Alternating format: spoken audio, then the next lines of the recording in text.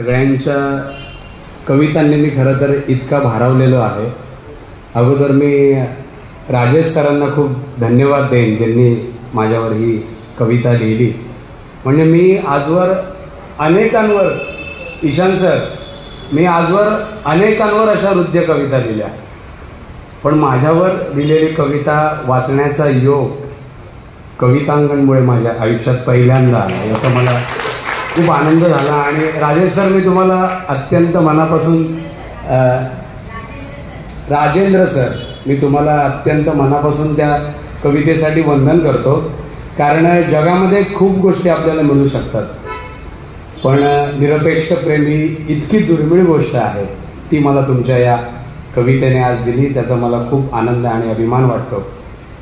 तर इतकी सुंदर सकाळ तुम्ही आज माझ्या ओंजळीत टाकल्यानंतर परीक्षण, निकाल, क्रमांक आणि बक्षीस या अत्यंत रुक्ष शब्दात मी तुमच्या कवितांचं मूल्यमापन कधीही करू शकत नाही, कधीही नाही. कारण महत्त्वाचं काय माहिती आहे मित्र हो, तुम्ही इथे ज्या ओढीने आलात, ज्या प्रेमाने आलात, त्या तुमच्या प्रत्येकाच्या चेहऱ्यावर जी ओळ दिलेली आहे की मला कविता सादर करायची आहे. प्रत्येकाच्या चेहऱ्यावर मला हेच दिसतंय की मला कविता सादर करायची आहे. मग आजची सगळ्यात सुंदर कविता कोणती? तर तुमच्या चेहऱ्यावर ही जी ओळ दिली आहे ना की मला कविता सादर करायची आहे, ही आजची सगळ्यात सुंदर कविता. याच्यापेक्षा सुंदर कविता कुणाचीच कुठलीच असू शकत नाही. त्यामुळे पंकजने जेव्हा मला या कार्यक्रमासाठी निमंत्रण दिलं तेव्हा मला क्षणभर, मी खूप अशी संमेलनं अटेंड केलेली आहेत अत्यंत. मी आता नितीनला पण म्हणालो, ईशान सरांनाही म्हणालो, संदीपलाही म्हणालो की खूप ठिकाणी अशी कवी संमेलनं होतात नवोदितांची, आणि ती अत्यंत वाईट होतात. मी अत्यंत प्रामाणिकपणे सांगतो, अत्यंत वाईट होतात. कारण सांगतो, जे अशी संमेलनं आयोजित करतात त्यांना कवितेत इंटरेस्ट नसतो, आयोजनात इंटरेस्ट असतो. ज्या ठिकाणी अशी संमेलनं होतात त्यांना कवितेसाठी स्वतःची जागा उपलब्ध करून देण्यात इंटरेस्ट नसतो. त्यांना फक्त आपल्या इथे अमुक एक कार्यक्रम, काहीतरी आपलं सामाजिक योगदान, तिथे आपलं नाव जोडलं जावं म्हणून होतं. प्रबोधन हे किती मोठं नाव आहे मी तुम्हाला सांगायची गरज नाही. आणि मुळात जे कविता सादर करायला येतात ना त्यांना फक्त मला समोरच्याला ही कविता मला समोरच्यावर अशी फेकायची आणि निघून जायचं. मला इथे असं एकही कवी दिसला नाही की जो कविता ऐकवायला आला. मला इथं प्रत्येक कवी असा दिसला की जो नुसतं ऐकायला आले नाही, ऐकवायला आलेला नाही, ऐकायला सुद्धा आलेला. ती ओढ मला तुमच्या चेहऱ्यावर दिसली. त्यामुळे आजचा दिवस माझ्या कवितेच्या प्रवासातला एक अत्यंत वेगळा दिवस आहे. आणि हे श्रेय कुणाचं आहे? हे श्रेय आहे कैलासवासी अविनाश साळवी, बरोबर ना? अवि साळवी यांनी इथे जो त्यांच्या घामाचा प्रत्येक थेंब गाळलेला आहे ना त्याचा सुगंध आजही इथे दरवळतो. म्हणजे हे पंकज दळवी, ईशान किंवा आज मी आलो इथे, अनेक जण येऊन गेलेत, हे जे पॉझिटिव्ह व्हायब्रेशन्स आणि ही जी प्रत्येक कवितेचा इथे जो सन्मान होतोय ना तो अवि साळवी यांचा सन्मान आहे. त्यामुळे तुम्ही जे म्हणालात ना सर, अतिशय उचित वाटलं मला ते की या व्यासपीठाला त्यांचं मी फक्त एक सुचवेन की याला अवि व्यासपीठ न म्हणता अवि काव्य मंच असं नाव ठेवायला. कारण ते नाव म्हणजे कविता आणि अवि साळवी हे अद्वैत आहे असं मला वाटतं. आपण ते वेगळं करू शकत नाही. म्हणजे संजय शिंदेला कुणी ओळखत नाही, पण जेव्हा मुक्काम पोस्ट कविता हे शब्द कुठेतरी आठवतात तेव्हा कुठेतरी त्यांना कळतं की तेव्हा माझं नाव, म्हणजे आधी कविता. आणि कविता आपल्याला कुठे नेऊन ठेवते बघा. आपण काय शून्य आहोत, आपण काहीच नाही आहोत. कविता म्हणजे माझ्यावर कोण कशाला कविता लिहिली? माझ्यावर कोणी कविता लिहिणार नाही कधी. म्हणजे आपण बघा की उत्तमातला उत्तम डॉक्टर होतो, इंजिनियर होतो, नेता होतो, नेत्यांवर ते मानधन देऊन कविता लिहितात, त्याला मी कविता म्हणत नाही, ते वेगळं. पण काहीच स्वार्थ नाही आहे. आज राजेंद्र सरांनी माझ्यावर कविता लिहिली की माझं काहीच नाही, मला कवितेने इथपर्यंत आणून ठेवलंय. आणि तुम्ही बघा आपल्या वैयक्तिक जीवनात आपण कुठे आहोत आणि आज इथे आल्यानंतर तुम्ही कुठे आहात. हे कवितेने आपल्याला जे दिलंय ना, हे बक्षीस पुरस्कार क्रमांक याच्यामध्ये आपण मोजूच शकत नाही, कधीच मोजू शकत नाही. पण जेव्हा आपण याच्या पलीकडे एक पाऊल जातो, याच्या पुढे जातो, म्हणजे आधी आनंद म्हणून लिहितो, कधी सुस्त म्हणून लिहितो, कधी कुणाला तरी मिळवायचंय म्हणून लिहितो. म्हणजे इतके विविध विषय आज मला इथे ऐकायला मिळाले, इतकी विविध माणसं आहेत, इतक्या विविध वयात, ही इतकी विविधता कुठेच नाही आपल्याला मिळत. म्हणजे कुणी डॉक्टर आहे, कुणी इंजिनियर आहे, कुणी तरुण आहे, कुणी 80 वर्षाच्या आजी सुद्धा आहेत ज्यांनी डब्या म्हणजे जेवणाचा डब्या म्हणजे बघा वृद्ध माणूस कशावर कविता लिहेल, अध्यात्मावर लिहेल. त्यांची बालकविता मी आज ऐकली इथे, किती मोठी गोष्ट आहे. आणि त्यांना तर मी म्हणजे फक्त नमस्कार करू शकतो. हे पुरस्काराच्या पलीकडचं आहे. म्हणजे अमोल सर ना, त्यांचं नाव अमोल कशेळकर आहेत का? मी तुम्हाला पुरस्कार देण्याच्या पात्रतेचा नाही, मी तुम्हाला फक्त वंदन करू शकतो. म्हणजे विचार करा, ज्यांना सादर करता येत नाही ते कुठल्या तरी कोपऱ्यात बसलेत आणि ज्यांच्यात कुठेतरी एक अशी चूक होते ना कधीतरी, पण काय त्यांचा आत्मविश्वास आहे. तुम्ही कविता सादर करत नाही, तुमच्या ओठातून सरस्वती इथे कविता सादर करते असं मला वाटतं. आणि दुसऱ्या त्या कोल्हापूरवरून आलेल्या ताई कुठे गेल्या? त्या आहेत का? गेल्या. म्हणजे बघा, त्या इतक्या लांबून आल्या, मग किती लांबून आल्या त्या की स्वतःचं कौतुक ऐकायला त्यांना थांबता आलं नाही. ही आजची सगळ्यात सुंदर कविता आहे. ही आजची सगळ्यात सुंदर कविता आहे. तर त्या मला वाटलं नातेवाईक असतील, कुठेतरी त्यांच्याजवळ राहिल्या असतील आणि कळल्यावर इथे आल्या असतील, म्हणून मी त्यांना विचारलं की तुम्ही राहिलात कुठे? त्यांनी सांगितलं मी हॉटेलमध्ये राहिले. म्हणजे त्यांनी 500 रुपये तरी खर्च केले असतील, 1000 रुपये तरी, 200 रुपये तरी प्रवास खर्च वगैरे मी सांगायलाच नको. तुम्ही मुंबईत राहता, तुम्हाला माहिती आहे. तर त्यांच्या कवितेचं मूल्यमापन कवितांगण पण करू शकत नाही, ईशान सर पण करू शकत नाहीत आणि संजय शिंदे पण करू शकत नाही. तर त्यांना आज आपण अष्टगंध प्रकाशनातर्फे 1000 रुपयांचा विशेष पुरस्कार आपण त्यांच्यासाठी आज देतो आहे. त्या गेलेल्या असल्या तरी आपण गुगल पेने नितीन आपण त्यांना तो पाठवायचा आहे. तर त्यांना मी प्रथम नमस्कार करतो. आणि त्याच्या पुढे आपण जेव्हा जातो, कविता लिहायला लागतो आणि मग कवितेच्या अंगणात उतरतो, कवितांगणमध्ये उतरतो, कवितेच्या अंगणात, मग आपल्याला हळूहळू ते होतंच. ह्या पायऱ्या आहेत. कविता कशी असावी, मग त्यात कसे शब्द असले पाहिजेत, मग आपण आशयाकडे येतो, मग विषयाकडे येतो. तर राहून जाईल नंतर म्हणून सांगतो की या सगळ्यांचं कौतुक करताना आजच्या आपल्या निवेदिका 2 कवितांच्या मधल्या वेदना ज्यांच्या निवेदनाने कमी केल्या, त्या उमा सागरताई, त्यांचंही मी खूप कौतुक करतो. की खूप कठीण असतं प्रत्येकाविषयी बोलणं आणि खूप हे धागा जोडणं खूप कठीण असतं. आणि कविता ही आपल्या अंतरंगाचा आरसा असते. तो त्यांच्या जगण्यातला हळवेपणा त्यांच्या प्रत्येक कवितेत, म्हणजे मला त्या वैयक्तिक त्यांच्याबद्दल काहीच माहीत नाही, पण तो हळवेपणा मला असं वाटतं की तुमच्या जीवनात आहे कुठेतरी. तो तुमच्या कवितेत मला दिसला. त्यासाठी मी, कारण त्या स्पर्धेत नव्हत्या, त्यामुळे स्पर्धेत नसताना येणं, सहभागी होणं ही पण खूप मोठी गोष्ट असते. त्यामुळे तुम्हाला मनापासून नमस्कार. आणि खूप तन्मयतेने आजचं कवी संमेलन मी ऐकलं. इतक्या तन्मयतेने मी अनेकदा ज्येष्ठांच्या कविताही ऐकलेल्या नाहीत, कारण ज्येष्ठ एकच कविता अनेक ठिकाणी सादर करत असतात. ते पुढे काय सादर करणार आपल्याला माहीत असतं, मुखोद्गत झालेले असतात. पण आजची तुमची प्रत्येक ओळ मी अत्यंत तन्मयतेने, म्हणजे एकच कविता माझी सुटली, मी नम्रपणे सांगितलं की असं व्हायला नको की म्हणजे बक्षीस मिळेल ना मिळेल, पण अमुक एकाची कविताच मी आज ऐकली नाही. तर मला इथे जी काही खुर्ची मला पाहुणा म्हणून सन्मानाने तुम्ही दिलीत, तर मी असं समजतो की माझं कर्तव्य. आणि मी ऐकली तुमची प्रत्येक कविता, आज मनापासून ऐकली. आणि त्यातून जे काही मी या प्रवासात मला जे काही खूप कमी जे काही कळलं आहे ना कवितेबद्दल, ते मी फक्त तुमच्याशी शेअर करणार आहे. आणि ते हे आहे की बघा, कविता बदलत जाते. आपण जेव्हा कविता लिहितो ना, तेव्हा ती एक आपली पहिला खरडा असतो तो आपला. आपण जी कविता लिहितो मग आपण लिहिलेली कविता आपण वाचतो ना, तेव्हा आपल्याला कळतं की ह्यात ही गडबड झाली आहे.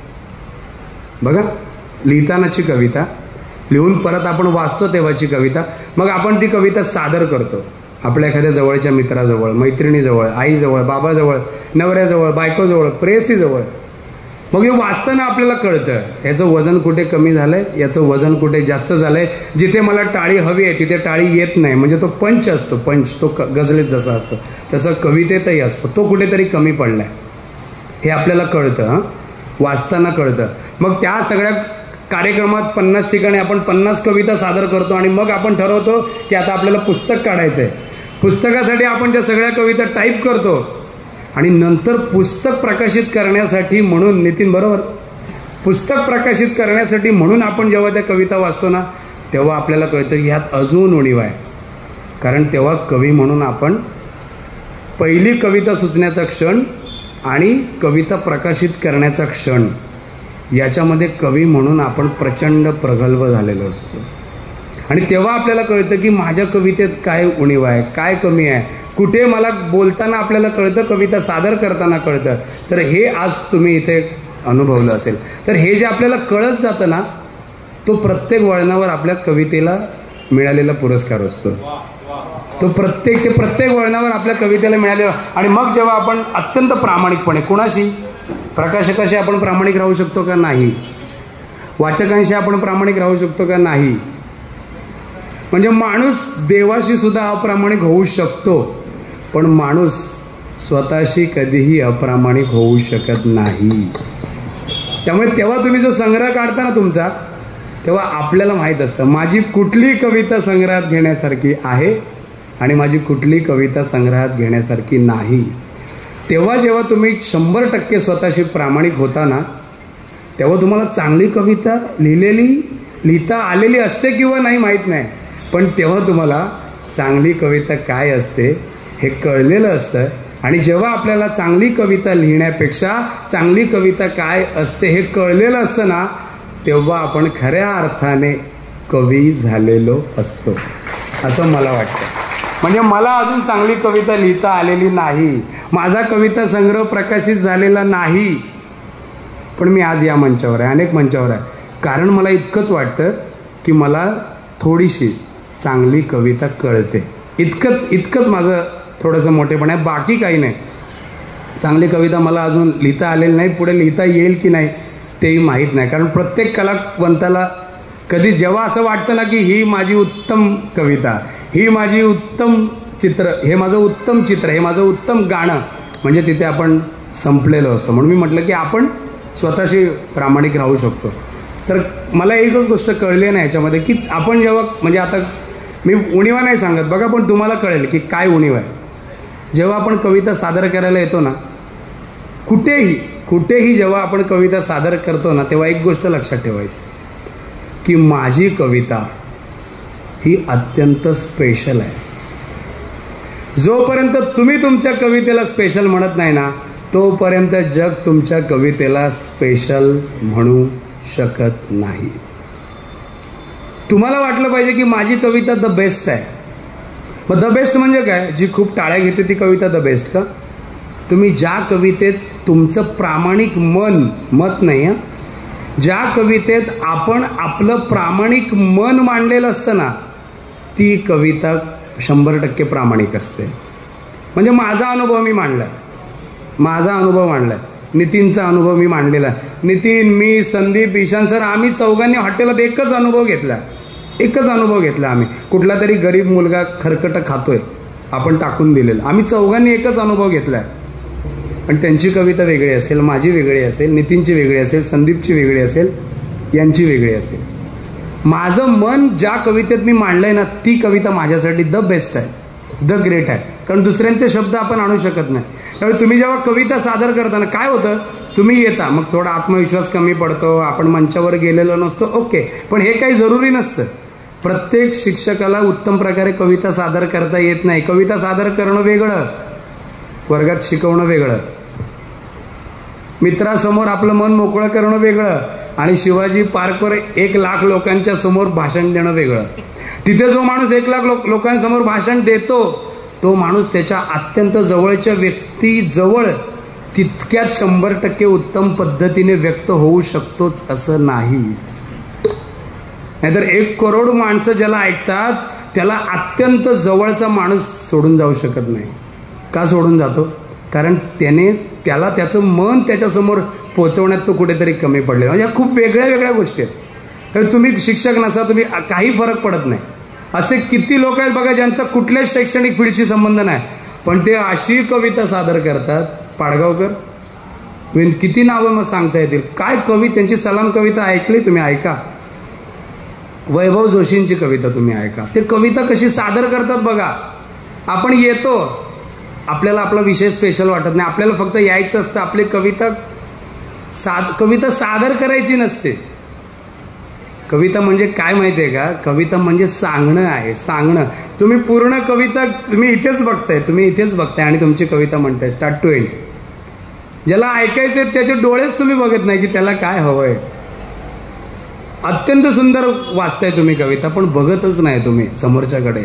म्हणजे तुम्हालाच कळलं असेल या ताईंनी कविता सादर केली.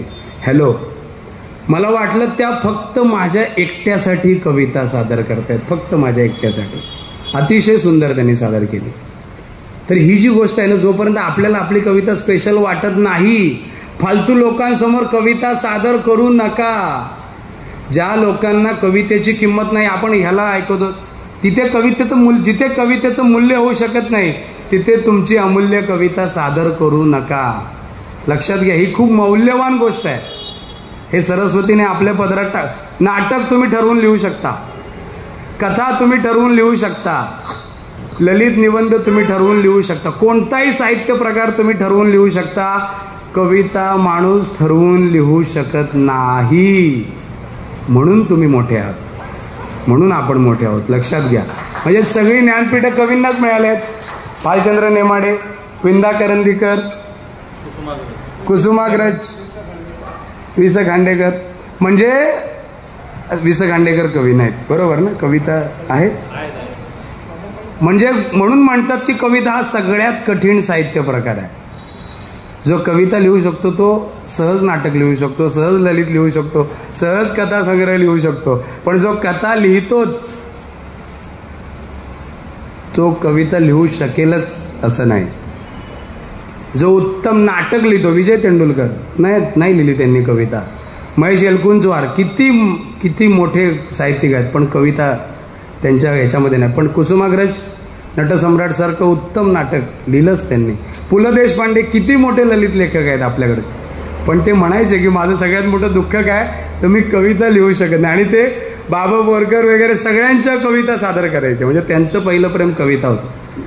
तर ही खूप मोठी गोष्ट आहे, ही अत्यंत मोठी गोष्ट आहे. त्यामुळे हे वरदान आहे, ते आपण मिरवलं पाहिजे.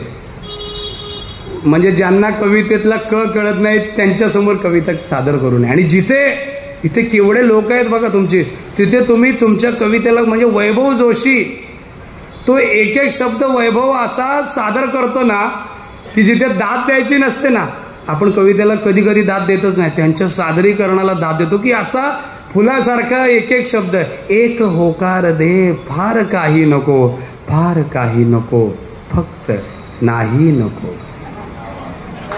उभा जन्म कैदेत काढेन मी, उभा जन्म कैदेत काढेन मी, तुझ्यासारखा पिंजरा पाहिजे. ते एक शब्द म्हणजे तुम्ही ऐका, वैभवला ऐका, तुम्ही संदीपलाही ऐकलं असेल, संदीपचा उल्लेख तुम्ही केला. म्हणजे कवी, म्हणजे सलाम जेव्हा पाडगावकर सादर करतात, यूट्यूबला आहे बघा, ऐका.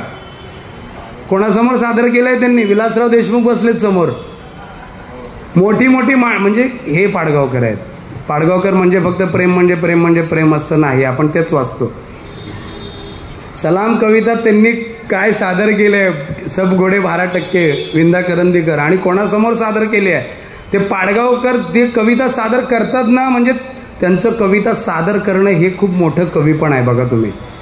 मग ते जर विलासराव देशमुखांसारख्या राज्यकर्त्यासमोर, माहित आहे ना सलाम कविता, सगळ्या काय कविता आहे ती, की सलाम अमुक, आणि त्यांच्यासमोर जर ते इतक्या ठामपणे कविता सादर करू शकतात, तर तुम्ही माझ्या आणि या सगळ्या आपल्या मित्रांसमोर तुमची कविता किती ठामपणे सादर केली पाहिजे. तो ठामपणा जोपर्यंत तुमच्या सादरीकरणात येत नाही ना, तोपर्यंत तुमची कविता पोचत नाही लोकांपुढे. तोपर्यंत तुमची कविता कितीही चांगली असली तरी ईशान सरांचं लक्ष जाणार नाही, माझं जाणार नाही. ते शेवटच्या माणसाचं अशा कविता सादर झाल्या आज इथे, मी बोलणार आहे कवितेवर. तर हे पहिली गोष्ट काय आहे ना, तर स्वतःच्या कवितेवर खूप प्रेम करा. ज्याच्यावर आपण प्रेम करतो ना, ती गोष्ट आपण सुंदर करण्याचा प्रयत्न करतो. तर मग ते आपोआप आपण ती सुंदर करायची. मग त्यासाठी खूप वाचायचं, खूप ऐकायचं. नुसत्या कविता वाचू नका, कवितेविषयी खूप काही वाचा. एक कविता, एखादा कवी आपल्याला आवडतो ना, आपण मग तोच कवी वाटतो. नलेश पाटील आवडले ना, मग ते नलेश पाटीलच आवडतात आणि मग सगळी कविता ती नलेश पाटलांचीच वाटते. त्यामुळे सगळ्यात महत्त्वाचं ना, गझल लिहिताय नुसते गझलवाले होऊ नका, अष्टाक्षरी लिहिताय नुसती अष्टाक्षरी वाचू नका. एवढी व्हरायटी आहे ना कवितेमध्ये आपल्याकडे. म्हणजे ज्ञानेश्वर आहेत, तुकाराम आहेत, एकनाथ आहेत, तुम्ही बघा, पंडिती काव्य आहे, नलेश पाटील आहेत, नादो मानोर आहेत एका प्रवासाचे, पाडगावकरांचा पुन्हा वेगळा प्रवास, कुसुमाग्रजांचा वेगळा, दीपू चित्रेंचा वेगळा. जे तुम्ही सगळं वाचाल ना, सगळं. मग वज्रेश सोलंकीची कविता आहे, 20 पानांची एकच कविता आहे. आत्महत्या पडलेली असते टेबलासमोर. तुम्हाला वाटेल मी म्हणजे गद्य कविता आहे. यमकाशिवाय कविता होऊ शकते, कारण कविता आशय म्हणजे कविता. मग तुम्ही वज्रेश सोलंकी वाचा, तुम्ही हेमंत दिवटे वाचा, दीपू चित्रे, विलास सारंग, हे सगळं तुम्ही वाचाल. गणेश नागवडे आहे गझलकारांमध्ये, सतीश दराडे आहे, चंद्रशेखर गोखलेच्या चारोळीवर पण माझं प्रचंड प्रेम आहे. जेवढं मला पाडगावकरांच्या सलामवर आहे ना तेवढं. म्हणजे कविता किती ओळींची आहे वगैरे नाही. आता ते बरकटले चंद्रशेखर गोखले, सोडून द्या. पण मी त्यांच्यावर प्रेमच केलं नाही. माणूस कवीवर प्रेमच करत नाही. माणूस हा तुमच्या कवितेवर, आपल्या कवितेवर प्रेम करतो. तर ती 4 ओळींची कविता जी आहे ना चंद्रशेखरची, तेव्हाची अजून आपल्या ओठावर आहे. अजून आपल्या प्राजक्ताचा, खराट्यानं झाडतात ते प्राजक्ताचा सडा, आणि मी हळहळलो की म्हणतात हा खरा वेडा. किती त्यांच्या किती त्या 4 ओळींच्या कविता, पण त्याला दर्जा किती आहे. ते थांबले योग्य वेळी, खूप छान झालं. पण हे म्हणजे आपल्याला जमलं पाहिजे की नुसतं न लिहिता प्रचंड वाचणं आणि वेगवेगळं वाचणं. तुम्ही एकाच कवीच्या प्रेमात पडतो, आपण एकच कवी वाचतो. माझंही तेच झालं. मी इतका पाडगावकरांच्या प्रेमात होतो, माझा त्यांचा वैयक्तिक स्नेह झाला नंतर, आणि मग मी त्यांच्या इतक्या जवळ पण गेलो आणि मग मी तेच वाचायला लागलो. आणि मग एका क्षणी मला कळलं की आपण तसंच लिहितोय, हे एकदम नॅचरल आहे. त्यामुळे त्याच्या बाहेर येऊन आपण सगळ्यांचं वाचणं, अरुण म्हात्रे सर असतील, अशोक बागवे सर असतील, सतीश सोळांकुरकर असतील, सगळं जे तुम्हाला जी कविता आवडत नाही ना, ती पण तुम्ही वाचली पाहिजे. तुम्ही सतत की नाव आहे त्या कवीचं, प्रचंड मोठं नाव आहे. वज्रेशचं मी उदाहरण घेतो की खूप मोठं नाव आहे. तुम्ही वाचाल तर तुम्ही म्हणाल हे काय संजय शिंदे आले आणि आम्हाला कुणाचं नाव सांगितलं, वज्रेश सोलंकीचं. तुम्ही एकदा संग्रह वाचाल, तुम्ही म्हणाल मला काहीच नाही कळलं, मलाही नावं ठेवाल. तुम्ही दुसऱ्यांदा वाचाल, तिसऱ्यांदा वाचाल. जे आपल्याला कळत नाही ते सगळं वाईट नसतं, लक्षात ठेवा. एखादं चित्र आपल्याला कळत नाही, आपण म्हणतो हे काय चित्र फराटे मारून ठेवलेत, ते चित्र कमी दर्जाचं नाही आहे, लक्षात घ्या. त्या चित्रातला अर्थ समजण्या इतकी उंची अजून आपल्या बुद्धीने गाठलेली नाही आहे. ती उंची गाठू शकतो आपण. 2दा वाचा, 3दा वाचा ते पुस्तक, आणि 4थ्यांदा तुम्हाला असं वाटेल ना की अरे काय वज्रेशची कविता आहे, काय हेमंत दिवटेंची कविता आहे, काय दीपू चित्रेंची कविता आहे. पटकन नाही कळणार आपल्याला. मग तुकोबा आपण खूप अभंगात वगैरे ऐकतो, आपल्याला पटकन कळतात आणि पटकन आवडतात. सोपे आहेत तुकोबा, ज्ञानेश्वरांपेक्षा नक्कीच पटकन आवडतं. आणि आपण सहज म्हणतो की ज्ञानेश्वर कठीण लिहितात, पण आपण आपल्या बुद्धीतला एक पायरी वर का घेऊन जात नाही. सगळं समजतं, आपण फक्त त्याच्याशी कनेक्ट झालं पाहिजे. तर हे आपण सगळं करत राहिलो ना, खूप मजा येते. म्हणजे जशी एक एक पायरी, आणि अंतच नाही आहे. म्हणजे ह्या पायऱ्या कुठेच संपत नाहीत. म्हणजे तुम्ही छोट्याच्या टेकडीवर गेलात तर आपल्याला कळतं की अरे सह्याद्री पण आहे, सह्याद्रीवर गेलात तर आपल्याला कळतं की सातपुडा पण आहे, सातपुड्याला गेलं आपल्याला कळतं की हिमालय पण आहे, आणि हिमालयात खूप उंचीवर गेल्यावर पण आपल्याला कळतं की तिथे पण सगळ्यात मोठा माउंट एव्हरेस्ट आहे, आणि तिथे गेल्यावर पण कळतं, कारण तो पण भौतिक आहे. कविता ही, गाणं ही, चित्रकला ही, ह्या सगळ्या इतक्या अभौतिक आणि इतक्या दैवी गोष्टी आहेत ना की तिथे किती उंचीपर्यंत जायचं याला कसलीच मर्यादा नाही. त्यामुळे ही उंची आपली आपण गाठायची असते. मी सांगतोय म्हणून तुम्ही गाठू शकत नाही, किंवा तुम्ही सांगताय म्हणून. हा सगळा आपला वैयक्तिक प्रवास असतो, आणि तो प्रवास मला तुमच्या सगळ्यांचा दिसला. इतक्या सुंदर कविता इथे सादर झाल्या. मग ते आपल्याला कळत राहतं. मग क्रियापदं कमी पाहिजेत, कवितेमध्ये क्रियापदं कमी पाहिजेत. आता काही जणांनी खूप सुंदर रचना छान आहे, विषय खूप छान आहे, आशयात कमी पडलो. आशय पण छान आहे, पाल्लाळ झाल्या काही कविता, पाल्लाळ झाल्या, काय सांगायचे ते पण. आणि काही कविता अशा गुंतागुंतीच्या झाल्या. एकदम सोपी पाहिजे हो कविता, गुंतागुंतीची असू द्या, कविता गुंतागुंतीची असू द्या, त्याचा अर्थ सोपा, सहज समोरच्याला कळली पाहिजे. सहज तुम्ही इथून तुमची कविता सादर केली पाहिजे. आणि ती सहजता कधी येते माहिती आहे? आज तुम्ही पहिल्यांदा आला असाल, दुसऱ्यांदा आला असाल, तुम्ही जेव्हा 10व्या वेळा या मंचावर याल ना, तेव्हा ती सहजता तुमच्या समोर येईल. आता आम्ही काय रोजच विद्यार्थ्यांसमोर असतो. आता मी जवळपास माझी 50वी वेळ असेल ही बोलायची. माझा काही कवितेवर बोलण्याचा इतका मोठा अधिकार नाही बरं का. मी 100-120 पुस्तकं केली आहेत, आणि कवितेवर मनापासून प्रेम करणाऱ्या मुक्काम पोस्ट कवितेचे 31 प्रयोग केले, 31×10. त्यातून आम्ही 150-200 जणांना सोबत घेऊन मी त्यांना ऐकलं, आणि त्या सगळ्या ऐकण्यातून जे माझ्या मनात झिरपलं ना, तेच मी बोलतोय. मी एकही अक्षर कवितेविषयी बोलते, आणि खूप जवळची एकही अक्षर मी इथे येण्याच्या अगोदर लिहिलेलं नाही, कधी लिहित नाही कवितेवर बोलताना. तर जे आत आपल्या उतरत जातं पुस्तकं वाचताना, यूट्यूबवर इतरांच्या कविता ऐकताना, अशा कार्यक्रमामध्ये सगळं उतरत जाते. भिंत कविता त्या मुलाने सादर केली, तुम्ही किती उत्तम दाद दिली. चांगली कविता ओळखायला कुठल्याच परीक्षा कधी गरज नाही. रसिकच सांगून जातात की कुठली कविता चांगली आहे. तुम्हीच म्हणजे तुम्हीच हे नंबर काढले, ते मी काढलेले नाहीत. तुमची जी दाद येत होती ना, ती दादच फक्त मी माझ्या पानावरती नोंदवली आहे. मी कोणालाही मार्क दिलेले नाहीत किंवा काहीच नाही. तर असा तो सगळा प्रवास आहे, आणि तो खूप छान असतो. म्हणजे कुठे थांबायचं, कविता सादर करताना कुठे थांबायचं ना, ती एक जागा असते. कविता सुंदर आहे, तुमचा आवाज छान आहे, तुमचा आत्मविश्वास पण खूप छान आहे, तुम्ही स्टार्ट करता आणि एकदम शेवट करता. जिथे शब्द लिहिलेले असतात ना, तिथे कधी कधी अर्थ नसतो. जिथे शब्द लिहिलेले नसतात ना, तिथे कधी कधी खूप मोठा अर्थ असतो. तो निरर्थकामधला अर्थ आपल्याला शोधता आला पाहिजे. तो जर आपण, आणि तो आपलाच प्रवास असतो, तो कोणीच कोणाच्या हाताला धरून तो प्रवास करू शकत नाही. ही फक्त बेट आहेत. पाडगावकरांचं एक बेट आहे, दीपू चित्रेंचं एक बेट आहे, कुसुमाग्रजांचं. ह्या आपण बेटांचा प्रवास आपला आपण करायचा. फक्त हे शेअरिंग आहे, आपण एकमेकांशी बोलतो, एकमेकांना भेटतो, आणि हे निमित्त आहे की धूळ साचते. आता इथून आपण जातो ना, आज आपण खूप काही ऐकलं, मग आता 2 महिने आपल्यावर धूळ साचते, माझ्यावर साचते, आपल्या कवितांवर साचते. मग कवितांगण काय? आपल्या कवितेवर साचलेली धूळ स्वच्छ करण्याचं हे ठिकाण आहे, कवितांगण आहे. आमचा मुक्काम पोस्ट कविता आहे, पार्कातल्या कविता आहे. हे सगळे कार्यक्रम म्हणजे किती मोठं काम आहे या माणसांचं, प्रचंड मोठं काम आहे. आणि पंकजसारखा माझा मित्र ते करतो, याचाही मला प्रचंड आनंद आहे. म्हणजे मला तर आधी असं वाटलं त्याचा फोन आल्यानंतर की कुठे नवोदितांच्या कविता ऐकवायला बोलवतोयस, आणि आता मला असं वाटतं तो कधी, मी यांना पण हे म्हटलं की कुठून शोधून आणलेत तुम्ही हे कवी. म्हणजे इतर ठिकाणी पकडून आणावे लागतात की या, आणि इथे बघा, म्हणजे एकही जण मला असं वाटत नाही ते अनिच्छेने बसला, एकही जण असा नाही. फक्त या माणसाला मराठी कळत नसेल. आप मराठी हो सर?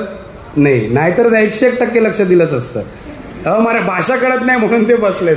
नाहीतर असं एकही माणूस इथे नाही की ज्याला मराठी कळते आणि ज्याचं 100% अवधान इथे नाही. गाड्यांचा आवाज आहे, कळलं पण नाही आपल्याला गाड्यांचा आवाज. तर हे जी सगळी अटॅचमेंट आहे ना तुमची कवितेविषयी, हाच तुमचा प्रत्येकाचा पुरस्कार आहे मला असं वाटतं. आणि ते थांबणं, ते सगळा प्रवास तुम्ही कराल, खूप आनंदाने कराल. मला खूप चांगला अनुभव तुम्ही आज इथे दिला. तसेच कवितेवर प्रेम करत राहा, पुस्तकावर प्रेम करत राहा. आमच्या अष्टगंध प्रकाशनाने विशेषतः कवितेसाठीच आमचं, म्हणजे मी कथासंग्रह केले आणि ललित संग्रह केले, कादंबरी पण केली, पण अष्टगंध प्रकाशनला ओळखलं जातं ते की मला अनेक जण भेटणार, तुम्ही नुसतं कविता संग्रह प्रकाशित करता.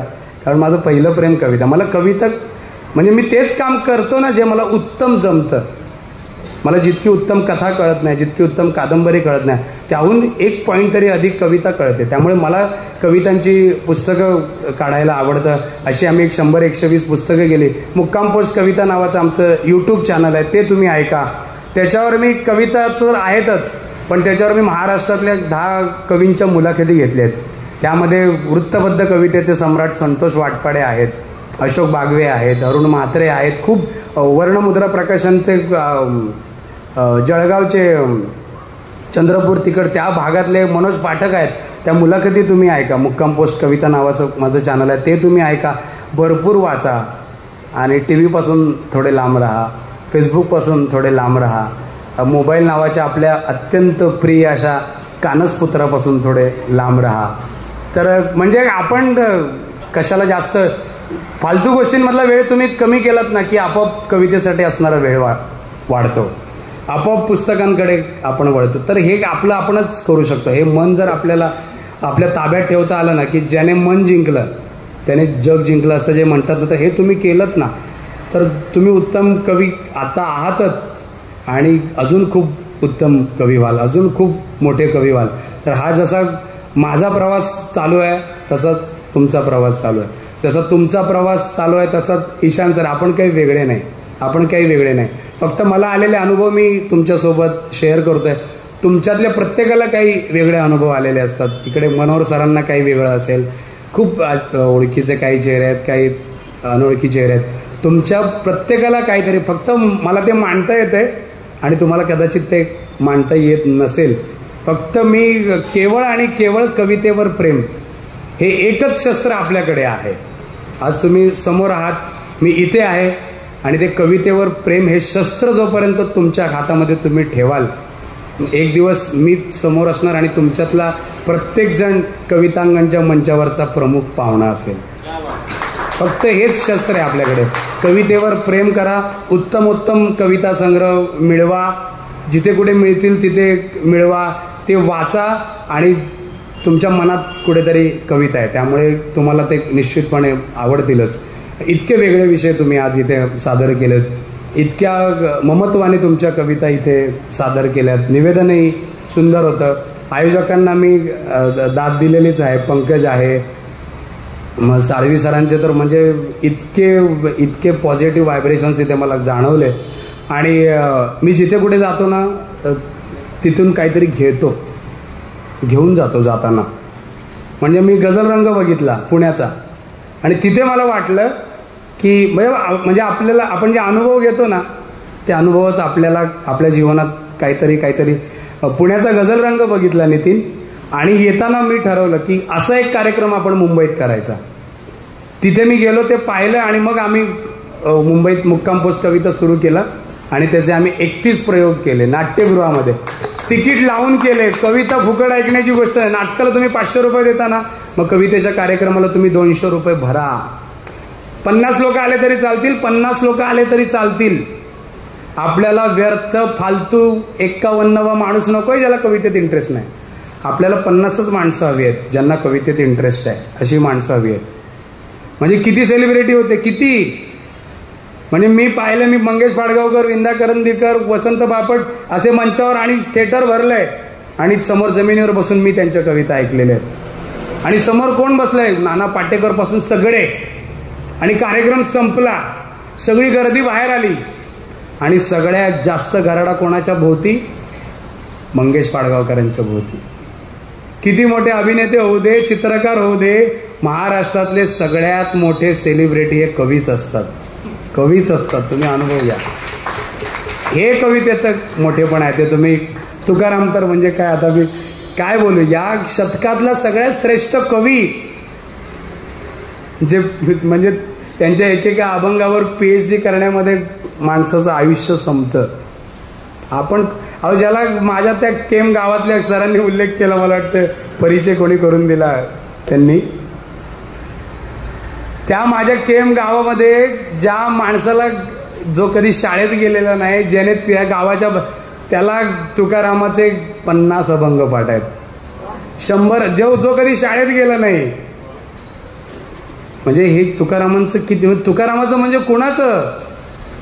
अहो ते संत नंतर झाले, आधी ते कवी आहेत, लक्षात घ्या, ते कवी आहेत. म्हणजे संत पंथापर्यंत जाण्याचा सन्मान हा कवीलाच असतो. गद्य लिहिणारा कुठला साहित्यिक संत पदापर्यंत गेलाय का मला सांगा? संत ज्ञानदेव, संत नामदेव, संत एकनाथ, संत जनाबाई, संत तुकाराम, म्हणजे इतकी कवितेची मोठी ताकद आहे. आणि ती सगळ्यात जगातली सगळ्यात महान गोष्ट तुमच्या माझ्या ओंजळीत आहे. मग ती आपण किती जपली पाहिजे, त्याचं मूल्य किती ओळखलं पाहिजे, त्या गोष्टीला वाढवण्यासाठी किती वेळ दिला पाहिजे, आपलं आयुष्य किती खर्च केलं पाहिजे, हे आपलं आपणच ओळखायला पाहिजे. किती मौल्यवान लोकांसमोर ती आपली इतकी मौल्यवान गोष्ट, म्हणजे आपण स्वस्त कोणी केली कविता? कवीला हास्यास्पद कुणी केलं? फक्त आणि फक्त कवींनी केलंय. रसिक कवीला हास्यास्पद करू शकत नाहीत, रसिक कवितेला हास्यास्पद करू शकत, कवीच कवितेला अतिशय उच्च स्थानी नेऊ शकतो आणि कवीच कवितेला खालच्या स्थानात आणू शकतो. आधी आपण आपल्या कवितेचं मूल्य ओळखलं पाहिजे, आपण स्वतः कवी असण्याचं मूल्य ओळखलं पाहिजे, तर जगाला ते कळेल. तर ही इतकी दुर्मिळ, इतकी सुंदर गोष्ट तुमच्या सगळ्यांच्या ओंजळीत आहे, माझ्या ओंजळीत आहे. मी ती जगतो. कविता लिहिणं, कविता सादर करणं, कवितांच्या कार्यक्रमाला जाणं, कवितांची पुस्तकं वाचणं, या सगळ्या गोष्टी कविता जगणं या भावनेपेक्षा अतिशय स्वस्त आहेत असं मला वाटतं. त्यामुळे आपण कविता जगायला लागलो की हे सगळे साईड इफेक्ट आहेत.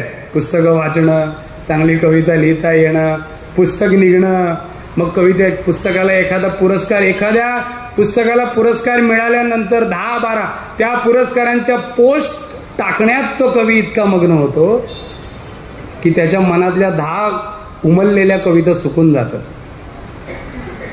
उमललेल्या त्या 10 कविता सुकून जातात. त्या कविता जगा ते सगळं, पण कवितेला बाजूला सरून ते जगू नका.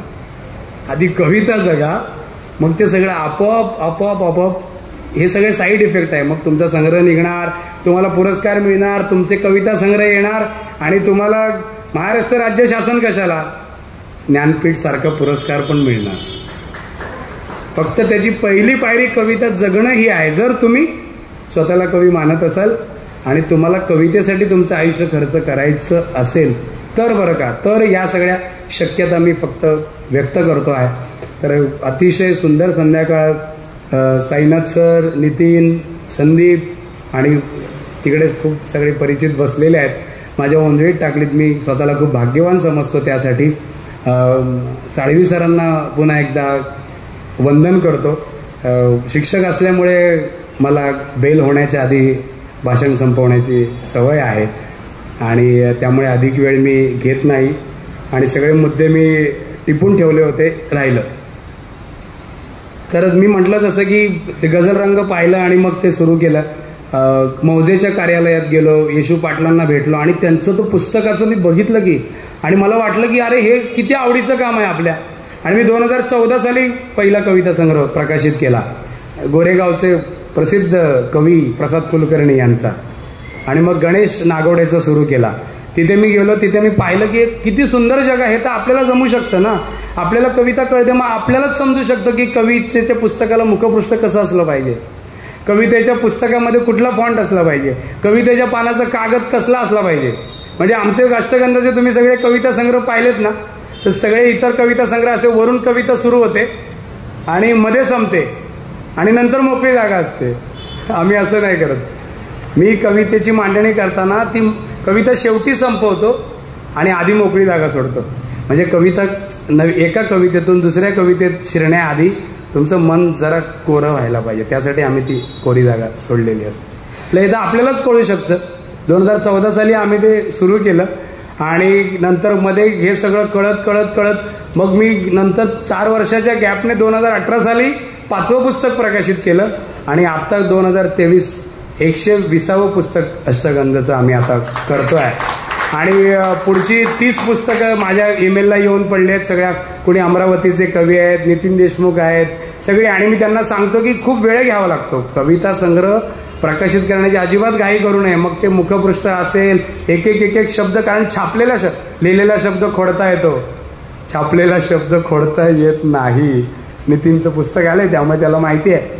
मी कवींना सांगतो की बाबा 6 महिने लागतील, ते सांगतात सर 1 वर्ष लागलं तरी चालेल, पण पुस्तक आम्हाला अष्टगंध प्रकाशनाकडूनच करायचं आहे. तर ही इतकी मोठी पावती असते फक्त एवढ्याच गोष्टीमुळे की मी मनापासून कवितेवर प्रेम करतो, कविता जगायचा जमेल तितका प्रयत्न करतो. हा सगळा प्रवास तुम्ही करत राहाल आणि एक दिवस असा येईल की आता तुम्ही कविता लिहिताय, एक दिवस असा येईल की कविता तुम्हाला लिहेल, कवितेला तुम्ही सुचाल. आता आपल्याला कविता सुचते, एक दिवस असा येईल की कवितेला आपण सुचतो आणि कविता म्हणत असते की मला तू लिही. बघा आपण जेव्हा कविता लिहितो ना, ठरवून लिहितो की बाबा आता काय कोरोना आला मग लिहायचं ठरवून, आणि काय राजकीय भूकंप झाला मग लिहायचं, असं खूप जण आहेत. आपण कविता लिहिणं ही छोटी गोष्ट असते. आपण कवितेचा विषय निवडणं छोटी गोष्ट असते. कवितेने आपल्याला निवडणं आणि कवितेने आपल्याला लिहून घेणं ही खूप मोठी गोष्ट असते. हा प्रवास आहे तो तुम्हा सगळ्यांचा होवो अशी मी तुम्हाला सदिच्छा देतो. आणि इथून जाताना मी काय घेऊन जातो आहे नितीन, तर मीरा रोडला राहतो मी. खूप मोठं शहर आहे, खूप डेव्हलप्ड आहे, म्हणजे नंतरची डेव्हलपमेंट आहे. गोरेगाव, कांदिवली, बोरिवली हे आधी माणसं आली नंतर रस्ते झाले. मीरा रोड भाईंदर आमचं तसं नाही, आधी रस्ते झाले. प्रत्येक रोड 90 फीट आहे. प्रताप सरनाईकांसारखा माणूस आहे त्यामुळे प्रत्येक 2 किलोमीटरवर सुंदर बगीचा आहे. प्रत्येक 5 किलोमीटरच्या नंतर बगीच्यामध्ये रंगमंच आहे, खुला रंगमंच. इतकं सुंदर आहे ना. पण आमच्या मीरा रोडमध्ये कवितेचा एकही कार्यक्रम होत नाही. आणि मी स्वतः 5-6 वर्ष तिथे राहतोय आणि माझ्या नवोदित कवींच्या कवी संमेलनाचा आत्तापर्यंतचा अनुभव इतका वाईट आहे की मला तिथे तो सुरू करावा अशी कधीच इच्छा झाली नाही. पण आता मला हे आजचं इतकी मला इथून प्रेरणा मिळाली आहे ईशान सर की पुढच्या 1-2 महिन्यापासून तुम्ही सगळे असालच मुक्काम पोस्ट कवितेच्या नावाने नवोदित कवींसाठी हा मंच मीरा रोडमध्ये सुरू करण्याचा संकल्प मी घेऊन जातो आहे इथून. आणि मी तो 101% करणार, कारण आमच्याकडे म्हणजे असे 10 गार्डन आहेत ईशान सर की जिथे खुला रंगमंच केलेला आहे पण कार्यक्रमच होत नाही.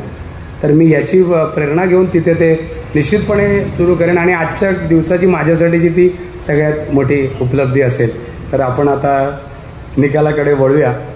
आणि जसं मी म्हटलं की निकाल वगैरे तुम्ही सगळं बाजूला ठेवा. हा कवितेचा प्रवास ज्यांचा थोडा पुढे गेलाय त्यांचं कौतुक आज होणार आहे. काही जणांचा बाकी आहे तो जाईल पुढे, त्यांचा म्हणजे गेल्या वेळी कुणाला पहिला नंबर मिळाला असेल, त्याच्या आधी मिळाला असेल, त्याची आजची कविता कदाचित आज त्याला नंबर पण नसेल. तर हे तो क्षण आपल्या म्हणजे ते दान टाकत असतो. कवितांगण एकूण 5 बक्षिसं देतं. एक प्रथम, द्वितीय, तृतीय आणि 2 उत्तेजनार्थ, बरोबर ना.